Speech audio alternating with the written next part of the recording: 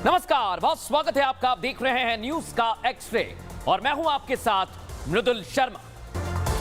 और आज मैं आपको बताने वाला हूं, बहराइच में गुनहगारों का हाफ एनकाउंटर हुआ है दर्शकों, लेकिन इन गुनहगारों ने गोपाल मिश्रा पर गोली चलाई थी। लेकिन इस गोली चलाने की घटना में अब दो भाईजान, क्यों इनका नाम आ रहा है, आज इनकी एक्स-रे रिपोर्ट आपको बताने वाला हूं दर्शकों।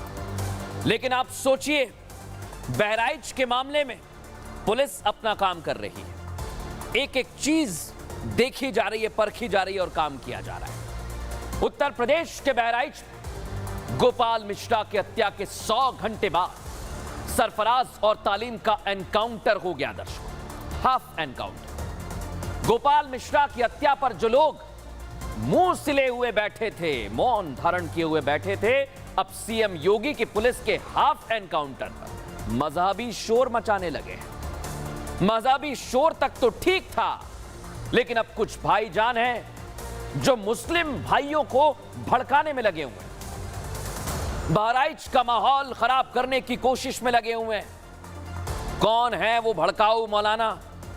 पहले उनका बयान आपको सुनवाता हूं, उसके बाद उनकी एक्स-रे रिपोर्ट आपको दिखाऊंगा।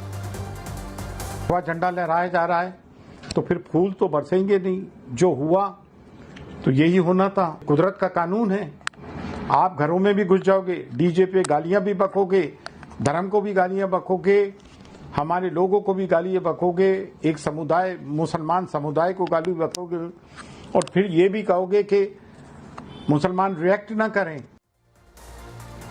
सुन लिया, सरवर चिश्ती किस तरह भड़काऊ बातें बोल रहे हैं और बयान से साफ झलकता है दर्शकों कि वो कह रहे हैं कि राम गोपाल मिश्रा के साथ जो बर्बरता की गई वो सही है और मुसलमान रिएक्ट करेगा ही। लेकिन ये मुसलमानों के रहनुमा बने हुए हैं, ये अकेले नहीं है, एक और भाईजान है जिन्हें अब वर्ग विशेष की चिंता सताने लगी है। एनकाउंटर से पहले इन भाईजान की तरफ से कोई बयान नहीं आया, कुछ भी नहीं कहा गया, लेकिन अब ये छाती पीट रहे हैं दर्शकों। लेकिन आप सोचिए कि ये लोग मौन धारण किए हुए थे। जब रामगोपाल पर गोली चली तो कोई नहीं बोल रहा था, लेकिन अब ये किस तरह भड़का रहे हैं दिखाता हूं आपको। सरवर चिश्ती भगवा झंडा फहराने पर फूल नहीं बरसेंगे, बहराइच में जो हुआ यही होना था, सर्टिफिकेट दे दिया इन्होंने। ये कुदरत का कानून है, ऐसा होने पर मुसलमान रिएक्ट क्यों ना करे? सोचिए आप, ये सोच है। इधर असदुद्दीन ओवैसी हैं, विशेष समुदाय के खिलाफ नफरत फैलाई जा रही है, नफरत की बात कर रहे हैं। सरकार गन से नहीं कानून से चलाएं। जो एनकाउंटर हुआ वो फिल्मी था, एनकाउंटर पर भी सवाल, लेकिन राम गोपाल मिश्रा पर एक शब्द नहीं बोला। गोलीबाजी नहीं, कानून के नियमों का पालन करें, ये कानून का पाठ पढ़ा रहे हैं दर्शक। लेकिन आप सोचिए, क्या ये भड़काने की कोशिश नहीं हो रही कि ये कुदरत का कानून है, रिएक्ट क्यों ना किया जाए? इसी से जुड़ी हुई हमारी रिपोर्ट आपको दिखाते हैं।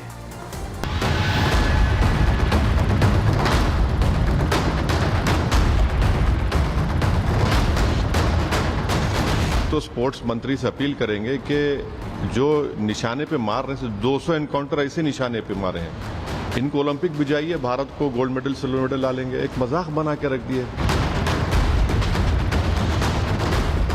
असदुद्दीन ओवैसी बहराइच एनकाउंटर को ओलंपिक से जोड़ रहे हैं। ये उस पीड़ित परिवार को मिल रहे न्याय पर सवाल है जो योगी राज में मिल रहा है। शायद वैसी भाईजान को रामगोपाल मिश्रा के परिजनों के वो आंसू नहीं दिखाई दिए, नहीं तो इस तरह का बयान देने से पहले वो सोचते। आपकी ठोक दो की पॉलिसी संविधान के खिलाफ है।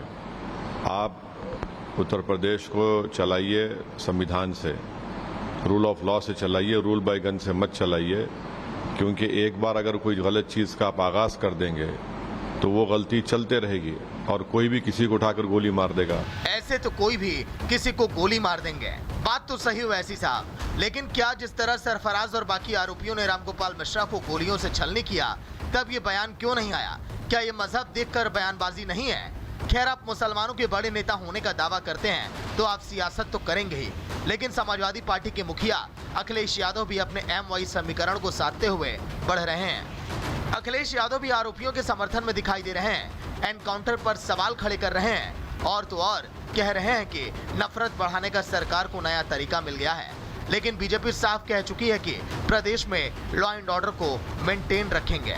इनकाउंटर, हाफ इनकाउंटर ये डराने के लिए हैं। इनकाउंटर करना और नफरत को बढ़ावा देना, ये सरकार को नया तरीका मिल गया है काम करने का। ये अपनी सब नाकामी छिपा रहे हैं। समाजवादी पार्टी के DNA में अराजकता, गुंडई है, दंगा फसाद है। हमारी सरकार प्रतिबद्ध है, उत्तर प्रदेश में लॉ एंड ऑर्डर को हम मेंटेन करेंगे और जो भी कानून तोड़ेगा उसके खिलाफ कड़ी से कड़ी कार्रवाई करेंगे। अखिलेश यादव को उपचुनाव दिखाई दे रहा है तो वैसी को अपना मुस्लिम वोट बैंक, लेकिन योगी के राज में सब बराबर है। जो गलत करेगा उसका हिसाब भी होगा। Bureau report, Republic Bharat. हिसाब तो हो रहा है, लेकिन कई हैं जो इस हिसाब के बाद पेट दर्द से करहा रहे हैं। और अपराधियों का, आरोपियों का हिसाब होता आया है, होता रहा है और आगे भी होता रहेगा।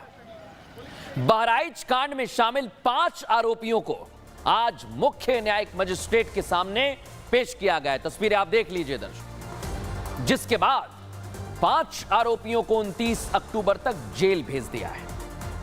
इधर बहराइच में एनकाउंटर के बाद लगातार मजहबी शोर मचा हुआ है। इस बीच जुमे की नमाज को लेकर कैसी सिक्योरिटी थी देख लीजिए दर्शक। जगह जगह पर पहले से ही यूपी पुलिस तैनात थी।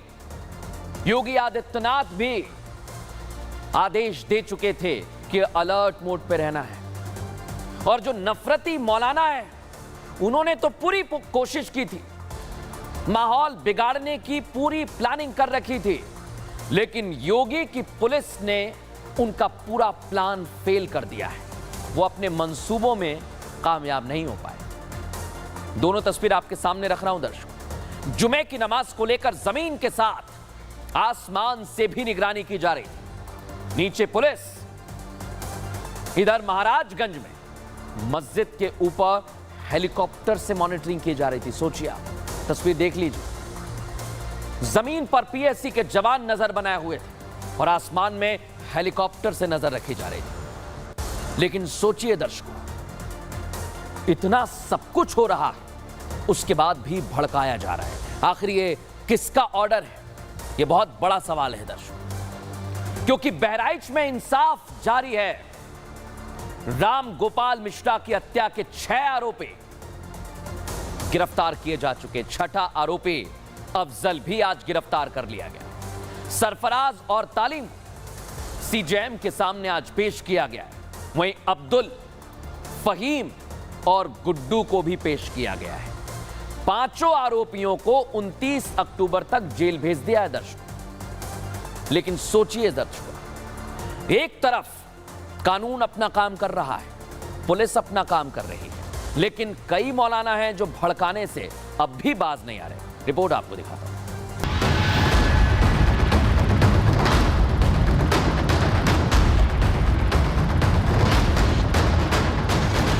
13 अक्टूबर को बहराइच में हिंसा के 100 घंटे बाद 2 आरोपियों का हाफ एनकाउंटर हो गया, लेकिन यह तो सिर्फ ट्रेलर है। अब आरोपियों के घरों पर बुलडोजर एक्शन की तैयारियां भी हो रही हैं। योगी सरकार का पीला पंजाब उस इलाके में चलेगा जहां राम गोपाल मिश्रा को बेरहमी से मौत के घाट उतार दिया गया।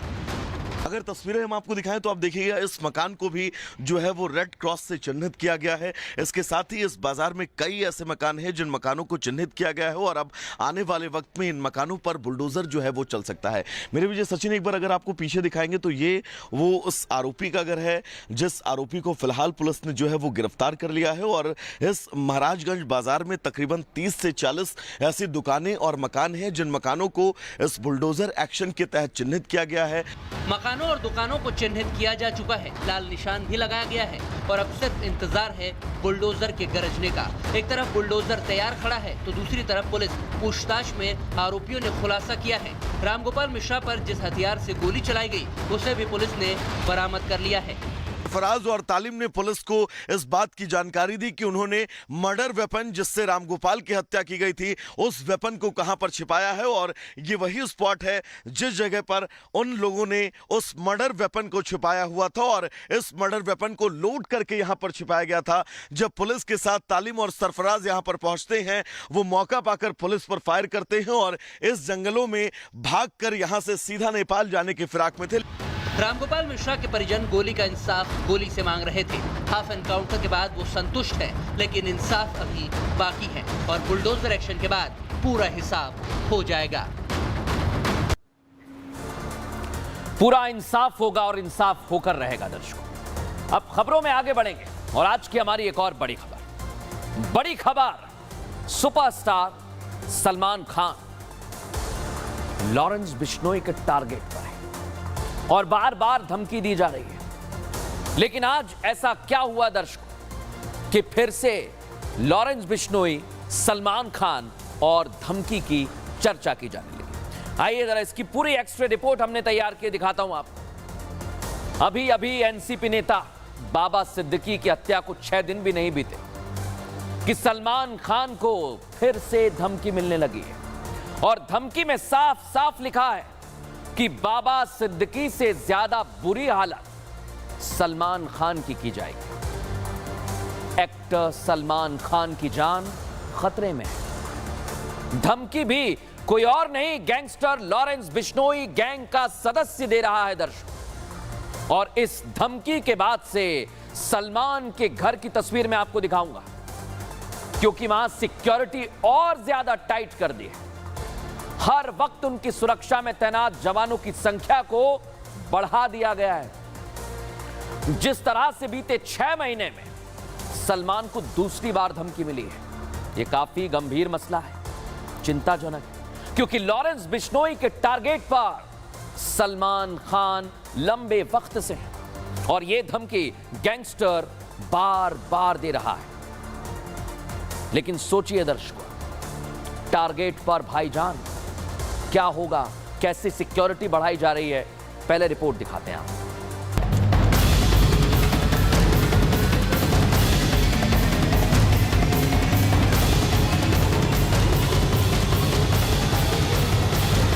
लॉरेंस बिश्नोई बेशक गुजरात की जेल में बंद है, लेकिन उसके एक इशारे पर बाहर सब कुछ हो रहा है।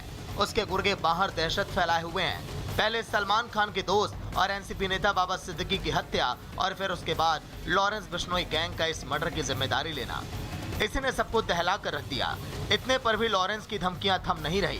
बाबा सिद्दीकी की हत्या के बाद से ही सलमान के फिर टारगेट पर आने की खबरें थी, लेकिन ये जो आशंका थी कि वो मुंबई पुलिस को ये धमकी भरा संदेश आने के बाद पुख्ता होती दिखाई दे रही है। ट्रैफिक यूनिट को ये थ्रेट मैसेज मिला है, बल्कि एक नहीं 2 बार मैसेज जो है वो किए गए। इस मैसेज में 5 करोड़ रुपए की रैंसम मनी मांगी गई है। साथ ही ये भी उस मैसेज में लिखा गया कि बाबा सिद्दीकी से भी बुरी हालत सलमान खान की होगी, अगर ऐसा नहीं चाहते तो 5 करोड़ रुपए दे दिए जाए। ये पहली बार नहीं है जब सलमान खान को लॉरेंस ने धमकी दी है। लॉरेंस, धमकी और सलमान खान का नाता पुराना रहा है, लेकिन इस बार बाबा सिद्दीकी को जिस तरह से मौत की घाट उतारा गया है, उससे सलमान के फैंस में घबराहट है। सलमान की सुरक्षा को लेकर मुस्तैदी बढ़ा दी गई है। Bureau report, Republic Bharat. तो देखा आपने, सिक्योरिटी टाइट की जा रही है। लेकिन अब मैं आपको यह बताता हूं कि धमकी में लिखा क्या गया है। मुंबई ट्रैफिक पुलिस को एक व्हाट्सएप मैसेज आया दर्शकों, और सलमान खान के नाम से धमकी भरा मैसेज मिला। एक दिन में 2 बार मैसेज भेजकर धमकी दी गई है।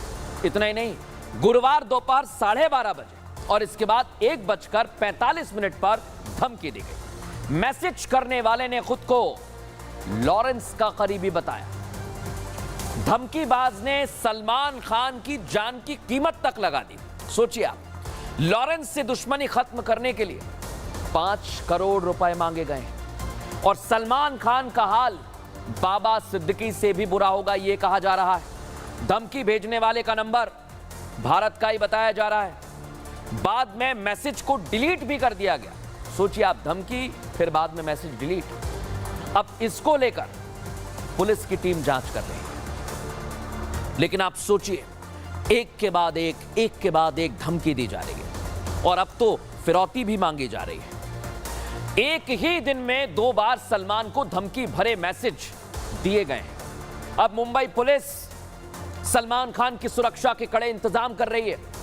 सलमान खान के घर के बाहर कड़ी सुरक्षा व्यवस्था कर दी गई है। यहां तक कि उनके घर के बाहर एक तरफ की सड़क ट्रैफिक के लिए बंद कर दी गई है। बड़ी जानकारी दे रहा हूं आपको। साथ ही पुलिस ने इस मामले में अज्ञात लोगों के खिलाफ एफआईआर भी दर्ज कर ली और थ्रेट मैसेज की जांच की जा रही है कि आखिर कौन है जो ये मैसेज दे रहा है। लेकिन आप सोचिए दर्शकों, एक के बाद एक मैसेज और फिर सलमान खान को धमकी। ग्राउंड जीरो पर क्या स्थिति, हमारे सहयोगी जतिन की रिपोर्ट आपको दिखाता हूं। तस्वीरें मैं आपको दिखा दूं कि पुलिस बल यहां पर तैनात जो है वो साफ तौर पर किया गया है। सलमान खान के घर के बाहर जो पुलिस का डिप्लॉयमेंट है, बड़ी मुंबई पुलिस की बसेस आपको नज़र आ जाएंगी। जो एक तरीके से पुलिस कर्मियों की जो एक घेराबंदी है वो यहां पर की गई है। आप देखेंगे मुंबई पुलिस की गाड़ियां यहां पर है। जिस गेट से सलमान खान की सोसाइटी का रास्ता जाता है उस गेट के दोनों तरफ आप देखेंगे कि मुंबई पुलिस के जो ऑफिसर्स हैं वो यहाँ पर तैनात किए गए हैं। ये जो बालकनी आप देख रहे हैं, इसी बालकनी में सलमान खान आते हैं और यहीं पर ही लोगों का जो एक तरीके से अभिवादन है वो स्वीकार करते हैं। और जिस समय फायरिंग भी की गई तो इसी बालकनी के ऊपर जो है वो फायरिंग की गई थी। इस पूरे रोड पर आप नजर डालेंगे तो आपको यहाँ पर पुलिसकर्मी नजर आ जाएंगे। किसी को भी रुकने की इजाजत नहीं है, कोई गाड़ी यहाँ पर आपको नहीं दिखेगी। साथ ही मैं आपको ये भी बता दूं कि एक तरफ का जो रोड है वो भी पूरे तरीके से बंद किया गया है। तो देखा जितिन हमारे सहयोगी बता रहे हैं, लेकिन अब मैं आपको बताने वाला हूं सलमान खान की सिक्योरिटी कैसे बढ़ा दी गई है। इसके बाद बताऊंगा लॉरेंस कितना खतरनाक है। लेकिन पहले देखिए कि भाईजान तक पहुंचना मुमकिन नहीं है, क्योंकि मुंबई पुलिस ने सलमान खान को Y+ सिक्योरिटी दी है। इतना ही नहीं, अप्रैल 2024 में सलमान खान को सिक्योरिटी मिली थी। गैलेक्सी अपार्टमेंट पर गोलीबारी की घटना के बाद सलमान खान की सुरक्षा बढ़ा दी गई थी। 11 पुलिस वाले हमेशा सलमान खान के साथ रहते हैं, उनके बॉडीगार्ड भी रहते हैं। इस सुरक्षा घेरे में 2 से 4 कमांडोज भी होते हैं दर्शकों। और यह भी आपको बता दूं, बाबा सिद्दीकी की हत्या के बाद एक घेरा और बढ़ा दिया गया है सुरक्षा के लिए। शेरा जो उनका बॉडीगार्ड है वो हमेशा भाईजान के साथ साए की तरह रहता है। सलमान जहां जाते हैं वहां के पुलिस थाने को बताया जाता है और पुलिस की टीम इलाके की रेकी करती है। फिर उसे सैनिटाइज किया जाता है, कहीं कोई गड़बड़ी तो नहीं है। सैनिटाइजेशन के बाद ही सलमान खान वहां पर पहुंचते हैं। और खबरें तो ये भी हैं कि अब सलमान ने नई बुलेट प्रूफ SUV खरीदी है। सुरक्षा सुविधाओं के कारण SUV की कीमत 2 करोड़ रुपए है और कार में बॉम्ब अलर्ट इंडिकेटर भी लगा हुआ है दर्शकों। गोलीबारी का सामना करने के लिए रीइंफोर्स्ड ग्लास लगाए गए हैं। ये सलमान की सुरक्षा में उनकी कार होगी। ड्राइवर और यात्री की पहचान छिपाने के लिए टिंटेड खिड़कियां हैं। सोचिए जरा, सलमान की SUV दुबई से मुंबई आ रही है और अब सलमान की सुरक्षा में यही घेरा बनाया गया है ताकि कोई भी सलमान खान को छू ना सके। लेकिन लॉरेंस बिश्नोई बार बार धमकी दे रहा है, उसके गैंग के सदस्य धमकी दे रहे हैं। लेकिन लॉरेंस का नेटवर्क कितना बड़ा है अब मैं आपको यह भी बताता हूं दर्शक, कितना खतरनाक है लॉरेंस गैंग। लॉरेंस बिश्नोई जेल से ही पूरे गैंग को ऑपरेट करता है दर्शक। लॉरेंस इसलिए जेल से बाहर नहीं आना चाहता, यह भी कहा जा रहा है। लॉरेंस ने जमानत के लिए आवेदन भी नहीं किया है। लॉरेंस गैंग को हवाला से फंडिंग होती है। यह भी आपको बता दूं कि फिरौती से मिले पैसे कनाडा, US, दुबई और थाईलैंड भेजे जाते हैं। यह पैसा वहां मौजूद गैंग के मेंबर्स को मिलता है ताकि वो ऑपरेट करते रहें। ग्रुप में मौजूद शूटर्स एक दूसरे को जानते तक नहीं, एक ही क्राइम में शामिल होने पर भी वो एक दूसरे को नहीं जानते। शुरुआत में लॉरेंस गैंग सिर्फ पंजाब के कुछ इलाकों में एक्टिव था, लेकिन धीरे धीरे ये बढ़ता गया। आनंद पाल की मदद से गैंग राजस्थान में भी एक्टिव हुआ। इतना ही नहीं, धीरे धीरे नॉर्थ इंडिया के दूसरे राज्यों में भी लॉरेंस गैंग ने अपनी पहुंच को बढ़ा दिया और यहां पर भी अपना वर्चस्व कायम करने की पूरी कोशिश की। लेकिन आप सोचिए, सलमान खान को अब धमकी दी जा रही है और इसलिए सुरक्षा व्यवस्था चाक चौबंद कर दी गई है। लेकिन आज एक और खबर आपके सामने रखता हूं दर्शकों। यह खबर बड़ी इंटरेस्टिंग खबर है। ऐसा मैं क्यों कह रहा हूं दर्शकों, वक्फ बोर्ड आपने सुना होगा कि जमीनों पर अपना दावा करता है, कई बार कब्जे के आरोप लगते हैं, लेकिन अब वक्फ काजी बन गया है। कैसे ये काजी बना है, इसके पीछे का कारण क्या है, और आखिर वक्फ जिस पर इतने आरोप लग रहे हैं उस पर काजी बनने का आरोप किसने लगाया है, एक एक चीज आपको बताऊं। अभी तक तो वक्फ बोर्ड जमीन कब्जाने को लेकर सवालों में रहता है।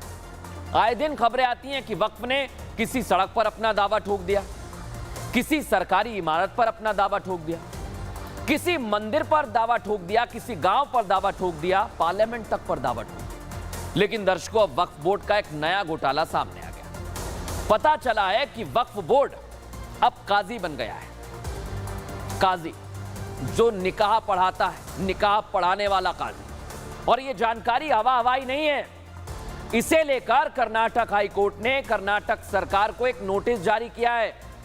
बता रहा हूं आपको, कर्नाटक सरकार ने वक्फ बोर्ड को विवाह प्रमाण पत्र यानी मैरिज सर्टिफिकेट जारी करने की इजाजत दे दी और इस फैसले के खिलाफ हाई कोर्ट में एक जनहित याचिका लगाई गई। इस पर सुनवाई करते हुए हाई कोर्ट ने सरकार को नोटिस भेजा है और साफ कह दिया है कि वक्फ बोर्ड के पास निकाह प्रमाण पत्र जारी करने का कोई अधिकार नहीं। वक्फ आखिर काजी कैसे बन सकता है, सोचिए जरा। अब आप सोचिए कि वक्फ को अधिकार किसने दिया, यह अधिकार कैसे मिल गया, इसकी भी जानकारी आज हमने जुटाई है। दर्शकों बताता हूं आपको। मैरिज सर्टिफिकेट देने का अधिकार है किसका? सरकारी एजेंसियां सर्टिफिकेट जारी करती हैं दर्शकों। नगर निगम में आवेदन पर मैरिज का सर्टिफिकेट मिलता है। जिला अधिकारी भी सर्टिफिकेट दे सकते हैं। इतना ही नहीं, रजिस्ट्रार के सामने प्रमाणित करना होता है, गवाह देने होते हैं, तब जाकर सर्टिफिकेट मिलता है, जिसके बाद रजिस्ट्रार सर्टिफिकेट आपको बनाकर देता है कि आपकी शादी हो गई है। लेकिन यहां तो वक्फ ही शादी करा रहा है, सर्टिफिकेट बांट रहा है। अब आप सोचिए, एक तरह से यहां वक्फ बहुत बड़ी तरीके से साजिश के जरिए लोगों को शादी का सर्टिफिकेट बांट रहा था। क्या प्रतिक्रियाएं आ रही हैं, सुनवाते हैं। वक्फ बोर्ड जमीन पर भी अवैध कब्जे करेगा, लैंड जिहाद भी करेगा और अब मैरिज के सर्टिफिकेट भी जारी करेगा। किसी भी वक्फ बोर्ड को मैरिज सर्टिफिकेट इशू करने का अधिकार नहीं है, क्योंकि मैरिज सर्टिफिकेट या तो काजी करता है या फिर कोई कोर्ट करती है। तो देखा आपने, वक्फ अब शादियां भी कराने लगा है, लेकिन इस पर हिंदू धर्म गुरु और मौलाना ने सवाल भी खड़े कर दिए हैं। फिलहाल न्यूज का एक्सरे में इतना ही, लेकिन कल फिर हाजिर होंगे रोचक, जानकारी भरी और सावधान करने वाली खबरों के साथ। तब तक के लिए नमस्कार।